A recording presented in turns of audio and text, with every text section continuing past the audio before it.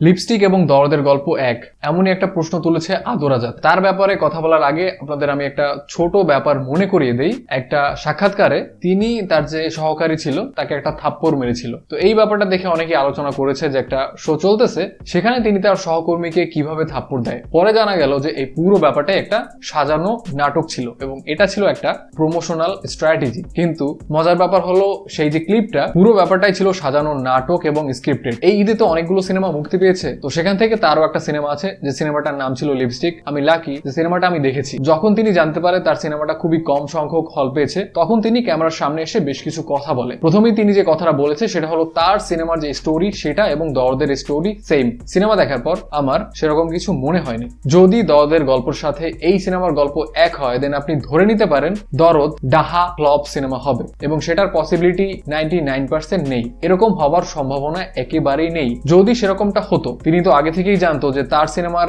গল্প এবং দরদ সিনেমার গল্প সেম। তিনি এই ব্যাপারটা নিয়ে কিন্তু অনন্য মামুনের সাথে অনেক আগেই আলোচনা করতে পারতো। তিনি আগে আলোচনা না করে সিনেমাটা মুক্তি দেওয়ার আগে আগে এসব কথা কেনই বা বলতেছে। এখানে একটা কিন্তু রয়ে গেছে। তার সাথে তিনি তার সিনেমা নিয়ে খুবই কনফিডেন্ট। তিনি মনে করেন তার সিনেমা যদি অনেক হল পেত তবে পাঠাই দিত। এখন আপনার সিনেমা যদি এতই কোয়ালিটিফুল হয়, তবে এই সিনেমা আপনি ঈদের সময়টাতে এত মিছিলের মধ্যে কেনই বা মুক্তি দিচ্ছেন? যদি আপনি সিনেমা নিয়ে এতই কনফিডেন্ট হন, ঈদের পরে মুক্তি দেন। মিস্টার ইকবাল যে কাজটা করেছে, তিনি যেহেতু তার সিনেমা নিয়ে খুবই কনফিডেন্ট, ডেড বডি নিয়ে, তিনি কিন্তু এই যে ঈদের সিনেমার যে একটা ঝড়, এই ঝড় থেকে এই যে ঠেলাঠেলি, এই ঠেলাঠেলি থেকে কিন্তু সাইডে চলে গেছে। তো আপনিও সে কাজটা করতে পারতেন। এত ধাক্কাধাক্কি না করে আপনি ঈদের পরে ধীরে সুস্থে আপনার সিনেমা মুক্তি দিতেন, অনেক হল পেত, সিনেমা সুপারহিট হতো। সমস্যা যেটা হয়েছে, আপনি বলতেছেন আপনার সিনেমা নিয়ে আপনি খুবই কনফিডেন্ট, বাট আদৌ আপনার সিনেমা নিয়ে আপনি কনফিডেন্ট না। যদি সেরকমটা হতো, এই যে মুক্তির মিছিলে ঈদের এরকম ধাক্কা ধাক্কির সময় আপনি আপনার এই সিনেমা মুক্তি দিতেন না।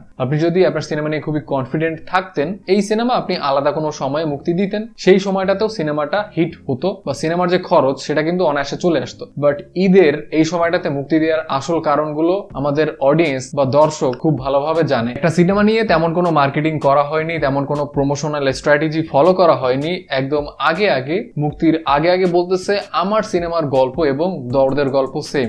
এই ব্যাপারটা কি বিশ্বাসযোগ্য? একটা বাচ্চা ছেলেও এই ব্যাপারটা বিশ্বাস করবে না। কারণ যদি সেরকমটা হতো, মেকার প্যানেল যারা আছে তারা ডিসকাস করে এই জিনিসটা অনেক আগেই শর্ট আউট করে ফেলতো। এখন যদি সেরকমটা হতো যে আপনার সিনেমার গল্পের সাথে দরদের সিনেমার গল্প হুবহু এক, তো এখানে আপনার তো কোনো ক্ষতি নেই। আপনি তো নাচতে নাচতে এই সিনেমাটা মুক্তি দিতে পারেন, কারণ এখানে তো আপনার কোনো ক্ষতি নেই। যেহেতু দরদের গল্প আর আপনার সিনেমার গল্প সেম টু সেম, তো দরদের গল্প কিন্তু মানুষ আগেই জেনে যাচ্ছে। তো এখানে কিন্তু এই ব্যাপারটা হওয়ার কথা ছিল যে দরদের গল্প এবং এই সিনেমার গল্প যেহেতু এক, মানুষ কিন্তু ঝাঁপিয়ে পড়ে সিনেমাটা দেখতো। বাট সিনেমার কোয়ালিটি যেহেতু বাজে, এই কাজটা মানুষ করেনি এবং মানুষ এই যে নোংরা টেকনিক সেটাও ধরে ফেলেছে। তো এখানে যদি এমনটা হতো যে লিপস্টিকের গল্প এবং দরদের গল্প এক, ক্ষতির সম্মুখীন হতো দরদ সিনেমাটা। তারা কোনো ভয় পাচ্ছে না, বাট এদিকে ভয় পাচ্ছেন আপনি, এবং আপনি এটাও বলতেছেন যে আপনি সুইসাইড করবেন। ভাই, কির সাথে কি মিক্সড করে ফেলতেছেন? আমাদের বাংলা ইন্ডাস্ট্রিতে যত ভালো গল্পের সিনেমা না হয়, তার থেকে বেশি কন্ট্রোভার্সি এই সিনেমাগুলো হওয়ার পেছনে হয়। এসব স্ট্র্যাটেজি, এসব বুদ্ধি যদি সিনেমার গল্প হিসেবে ব্যবহার করা হতো, দেন মানুষ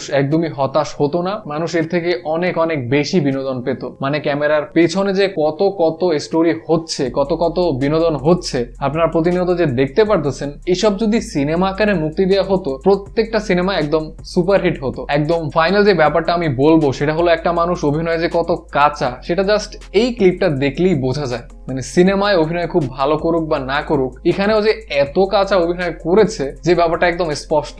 পুরো ব্যাপারটা যে একদম মেকি এবং এসব কথার যে আদৌ কোনো ভিত্তি নেই, সে ব্যাপারটা তার চোখে মুখে একদম স্পষ্ট। তো এসব এনার্জি, এসব টেকনিক যদি সিনেমার বাইরে ব্যবহার না করে সিনেমায় ব্যবহার করা হয়, এসব ইফোর্ট যদি সিনেমায় দেওয়া হয়, তবে সিনেমার কোয়ালিটির অল্প হলেও উন্নতি হবে। এখন এই বিষয় নিয়ে আপনার কি মতামত? আপনি চাইলে কমেন্টে আমাকে অবশ্যই জানাতে পারেন। আপনি যদি সিনেমাসে প্রথমবার হয়ে থাকেন, দেন অবশ্যই আমাদের চ্যানেলটি সাবস্ক্রাইব করে দিবেন। আপনার সাথে দেখা হচ্ছে পরে কোনো ভিডিওতে। টেল দেন, টাটা।